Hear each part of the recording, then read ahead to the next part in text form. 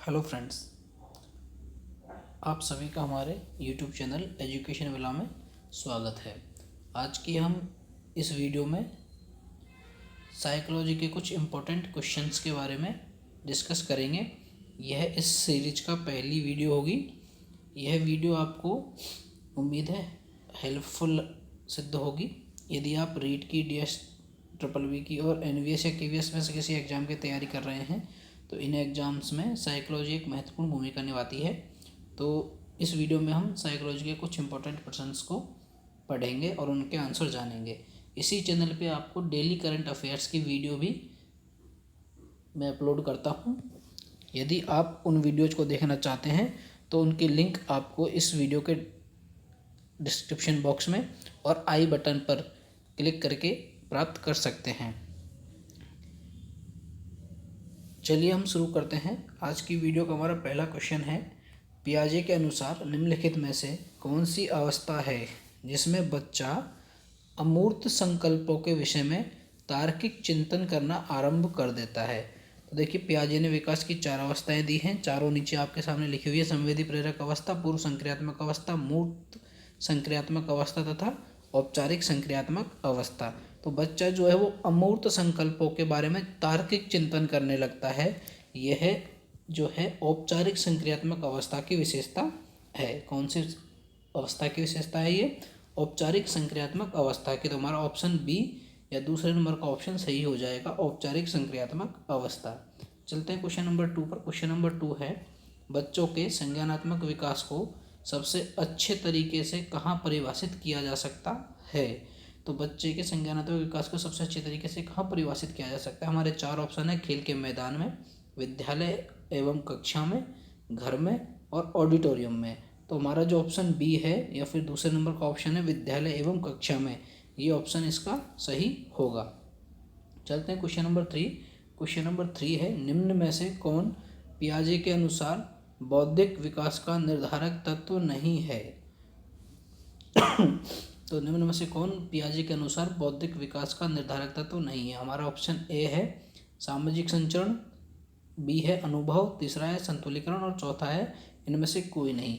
तो जो हमारा ऑप्शन ए है सामाजिक संचरण, ये इसका सही आंसर होगा। क्वेश्चन नंबर 4 है, बालकों की सोच अमूर्तता की अपेक्षा मूर्त अनुभव एवं प्रत्यय से होती है, यह अवस्था है। तो हमारे 4 ऑप्शन है 7 से 12 वर्ष तक, 12 से वयस्क तक, 7 से 12 वर्ष तक और जन्म से 2 वर्ष तक। तो हमारा जो ऑप्शन ए है 7 से 12 वर्ष तक, ये सही हो जाएगा, मतलब बाल्यावस्था। ठीक है, चलते हैं क्वेश्चन नंबर 5। क्वेश्चन नंबर 5 है, संवेदी पेशीय अवस्था होती है। संवेदी पेशीय अवस्था होती है। जो जीन पियाजे ने 4 अवस्थाएं दी थी उनमें से संवेदी पेशीय अवस्था की जो उम्र होती है वो क्या होती है? तो आपके पास ऑप्शन है 0 से 2 वर्ष, 2 से 7 वर्ष, 7 से 12 वर्ष या फिर 12 वर्ष से अधिक। तो जो हमारा ऑप्शन 1 है 0 से 2 वर्ष, ये सही आंसर हो जाएगा।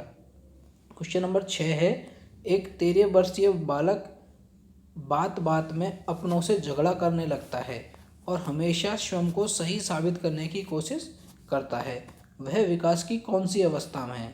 देखिए, 13 वर्षीय बालक बात बात में अपने को झगड़ा करने लगता है और स्वयं को सही साबित करने की कोशिश करता है, तो वह विकास की कौन सी अवस्था में है?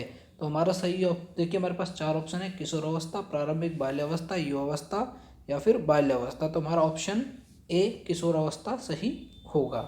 चलते क्वेश्चन नंबर 7 पर। क्वेश्चन नंबर 7 है, निम्न में से क्या बच्चों के सृजनात्मकता के विकास में सहायक नहीं है? तो पहला ऑप्शन है खेल, दूसरा है भाषण, तीसरा है कहानी लेखन और चौथा है निर्माण संबंधी क्रियाएं। तो इस प्रश्न में हमारा सही आंसर हो जाएगा निर्माण संबंधी क्रियाएं बच्चों में सृजनात्मकता के विकास में सहायक नहीं होती हैं। चलते हैं क्वेश्चन नंबर 8। क्वेश्चन नंबर 8 है, खिलौनों की आयु कहा जाता है? खिलौनों की आयु कहा जाता है? तो 4 ऑप्शन है हमारे सामने, पूर्व बाल्यावस्था को, उत्तर बाल्यावस्था को, शैशवावस्था को और चौथा ऑप्शन है उपरोक्त सभी या फिर ये सभी। तो इसमें हमारा पहला जो ऑप्शन है पूर्व बाल्यावस्था, ये सही होगा। क्वेश्चन नंबर 9 है, निम्न में से कौन सी पूर्व बाल्यावस्था की विशेषता नहीं है? हमारे ऑप्शन जो है वो हैं समूह में रहने की अवस्था, अनुकरण की अवस्था, प्रश्न करने की अवस्था या खेल की अवस्था। तो जो हमारा ऑप्शन सही होगा, निम्न में से कौन सी पूर्व बाल अवस्था की विशेषता नहीं है, तो जो हमारा ऑप्शन सही होगा वो होगा खेलने की अवस्था। कौन सा, कि जो खेलने की अवस्था है वो हम पूर्व बाल अवस्था को नहीं कहेंगे।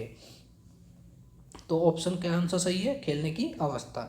चलते क्वेश्चन नंबर 10। क्वेश्चन नंबर 10 है, उत्तर बाल्यावस्था में बालक और भौतिक वस्तुओं के किस आवश्यक तत्व में, बालक भौतिक वस्तुओं के किस आवश्यक तत्व में परिवर्तन समझने लगता है।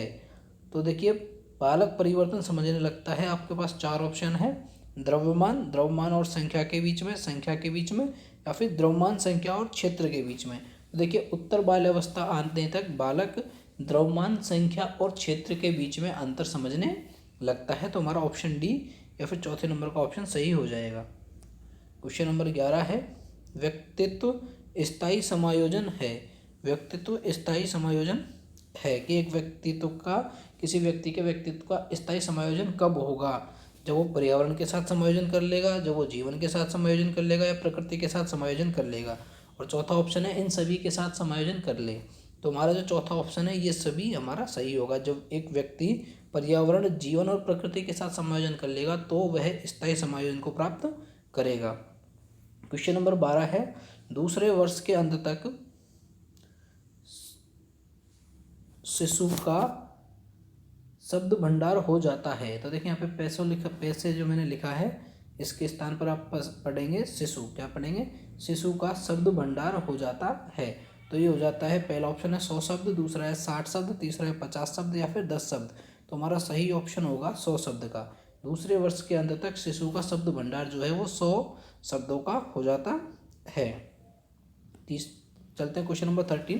क्वेश्चन नंबर 13 है, शर्म तथा गर्व जैसी भावना का विकास किस अवस्था में होता है। तो शर्म और गर्व की भावना का विकास किस अवस्था में होता है, आपके सामने चार ऑप्शन है, शैशवावस्था, बाल्यावस्था, किशोरावस्था, या फिर वृद्धावस्था। तो आपका सही आंसर आपका हो जाएगा बाल्यावस्था। तो जो बाल्यावस्था की विशेषता है शर्म और गर्व की भावना, ये बात आपको याद रखनी है। देखिए, इसी चैनल पे मैं डेली करंट अफेयर्स की वीडियो भी अपलोड करता हूँ, तो यदि आप उन वीडियोज़ को देखना चाहते हैं तो इस चैनल को आप सब्सक्राइब जरूर कर लें और इस वीडियो को लाइक जरूर करें और अपने साथियों के साथ शेयर करें। चलते हैं क्वेश्चन नंबर 14। क्वेश्चन नंबर 14 है, मैकडोगल के अनुसार मूल प्रवृत्ति जिज्ञासा का संबंध कौन से संवेग से है। देखिए, मैकडोगल को मूल प्रवृत्ति का जनक माना जाता है। तो जो मूल प्रवृत्ति होती है जिज्ञासा, इसका संबंध कौन से संवेग से है। तो आपके पास चार ऑप्शन है, भय से, घृणा से, आश्चर्य से, या फिर भूख से। तो हमारा सही ऑप्शन होगा आश्चर्य से। यदि आश्चर्य जहाँ होगा उस व्यक्ति की, जिस व्यक्ति को यदि हमें किसी वस्तु को देखने पे आश्चर्य का भाव आ रहा है तो हम उसके बारे में जानने की कोशिश जरूर करेंगे। तो आश्चर्य किससे संबंधित है, जिज्ञासा से संबंधित है। चलते क्वेश्चन नंबर 15। क्वेश्चन नंबर 15 है, शैशव अवस्था की मुख्य विशेषता नहीं है। शैशव अवस्था की मुख्य विशेषता नहीं है। तो पहला है सीखने की प्रक्रिया में तीव्रता, दूसरा है जिज्ञासा की प्रवृत्ति, तीसरा है चिंतन प्रक्रिया, और चौथा है अनुकरण द्वारा सीखने की प्रक्रिया। तो देखिए, हमारा इसमें जो ऑप्शन है सी या फिर तीसरे नंबर का जो ऑप्शन है चिंतन प्रक्रिया, ये सही होगा, क्योंकि शैशव अवस्था में बालक में या शिशु में चिंतन की प्रक्रिया नहीं पाई जाती है। तो कौन सा ऑप्शन सही है, चिंतन प्रक्रिया। शैशव अवस्था में कौन सी प्रवृत्ति नहीं होती है, चिंतन प्रक्रिया नहीं होती है। तो और कौन कौन सी हो जाएंगी फिर, देखिए, शैशव अवस्था में बालक की सीखने की तीव्र गति होती है, सबसे अधिक बालक शैशवावस्था में सीखता है, उसमें प्रबल जिज्ञासा प्रवृत्ति होती है, और अनुकरण द्वारा बालक सबसे अधिक शैशवावस्था में सीखता है। तो ये बातें आपको याद रखनी है। चलते हैं क्वेश्चन नंबर 16। क्वेश्चन नंबर 16 है, जब एक विद्यार्थी असफल होता है तो समझा जाता है कि, जब एक विद्यार्थी असफल होता है, आपको यहाँ पे ध्यान देना है, जब एक विद्यार्थी असफल होता है तो समझा जाता है कि पद्धति असफल है, शिक्षक असफल है, पाठ्य पुस्तकें असफल है, यह व्यक्तिक असफलता है। तो यदि एक व्यक्ति असफल हो रहा है तो इसे व्यक्तिक असफलता माना जाएगा। आपका ऑप्शन 4 सही होगा। चलते हैं क्वेश्चन नंबर 70। क्वेश्चन नंबर 17 है, किसी विद्यार्थी की सबसे महत्वपूर्ण विशेषता है। किसी विद्यार्थी की सबसे महत्वपूर्ण विशेषता है। पहला ऑप्शन है उत्तरदायित्व, दूसरा है ईमानदारी, तीसरा है सहभागिता, चौथा है आज्ञाकारिता। देखिए चारों ऑप्शनों में से जो सही ऑप्शन है वो है आज्ञाकारिता। क्या है? आज्ञाकारिता। चलते हैं क्वेश्चन नंबर 18। क्वेश्चन नंबर 18 है मानवीय मूल्यों जो प्रकृति में सार्वत्रिक है के विकास का अर्थ है। हमारे चार ऑप्शन हैं मतारोपण, अंगीकरण, अनुकरण या अभिव्यक्ति। तो हमारा सही ऑप्शन हो जाएगा अभिव्यक्ति। चलते हैं क्वेश्चन नंबर 19। क्वेश्चन नंबर 19 है निम्न में से किस स्तर के बच्चे अपने समकक्षीय वर्ग के सक्रिय सदस्य बन जाते हैं? निम्न में से किस स्तर के बच्चे अपने समकक्षीय वर्ग के सक्रिय सदस्य बन जाते हैं? तो ये चार ऑप्शन है हमारे सामने, किशोरावस्था, बाल्यावस्था, किशोरावस्था, वयस्कावस्था, बाल्यावस्था या पूर्व बाल्यावस्था। तो इन चार ऑप्शनों में से हमारा ऑप्शन ए सही होगा, किशोर अवस्था। किशोर अवस्था में बालक में समकक्षीय साथी बनाने की प्रवृत्ति देखी जाती है। चलते हैं क्वेश्चन नंबर 20। क्वेश्चन नंबर 20 है विकास शुरू होता है विकास की शिशु में या मानव में विकास की शुरुआत किस अवस्था से होती है? तो ऑप्शन एक है उत्तर बाल्यावस्था से, ऑप्शन दूसरा है या बी है प्रसव पूर्व अवस्था से, तीसरा है शैशवावस्था से और चौथा है पूर्व बाल्यावस्था से। तो हमारा सही आंसर हो जाएगा प्रसव पूर्व अवस्था से या फिर भ्रूण अवस्था से। मानव में विकास की प्रक्रिया जो है वो भ्रूण अवस्था से ही प्रारंभ हो जाती है। तो ये थे आज की वीडियो के कुछ इंपॉर्टेंट साइकोलॉजी के क्वेश्चंस। इस वीडियो का अगला पार्ट, इस सीरीज का अगला पार्ट जल्द ही इस चैनल पे अपलोड होगा। यदि ये वीडियो आपको पसंद आए, हेल्पफुल लगे तो अपने साथियों के साथ शेयर करें और चैनल को सब्सक्राइब ज़रूर कर लें। मिलते हैं अगली वीडियो में, तब तक के लिए धन्यवाद।